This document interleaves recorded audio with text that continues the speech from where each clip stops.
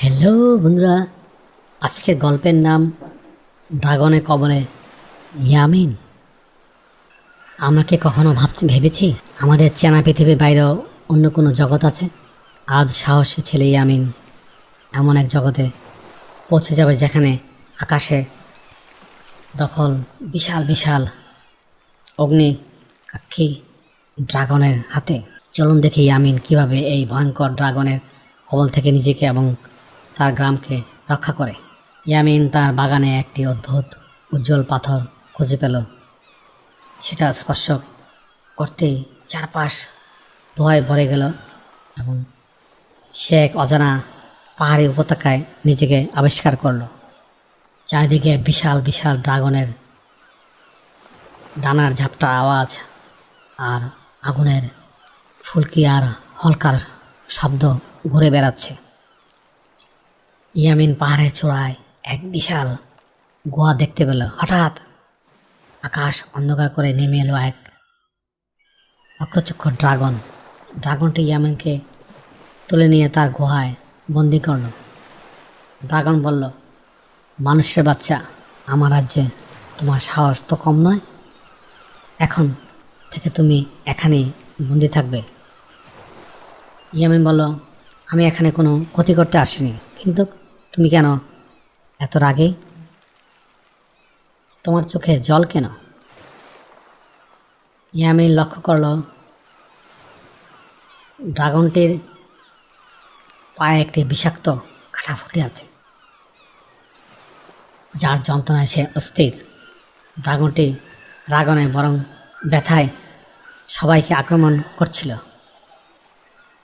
ইয়ামিন তার ভয় কাটিয়ে ড্রাগনের কাছে এগিয়ে গেল। ইয়ামিন তার ব্যাগ থেকে জল বের করে ড্রাগনের ক্ষতস্থান পরিষ্কার করার চেষ্টা করছে। ইয়ামিন বুঝতে পারল একা সে কাটা তোলা সম্ভব নয়। সে ড্রাগনের সাথে কথা বলে তাকে শান্ত করল।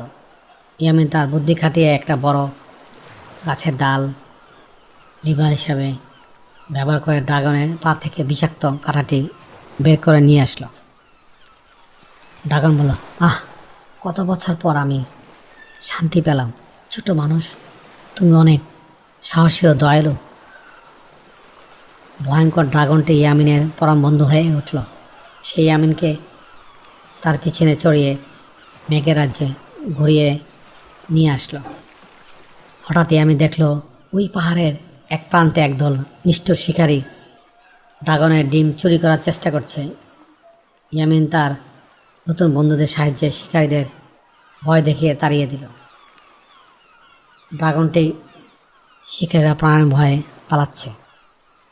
ড্রাগনটি কৃতজ্ঞতা স্বরূপ ইয়ামিনকে আবারও সেই জাদুকরি পাথরের কাছে পৌঁছে দিল।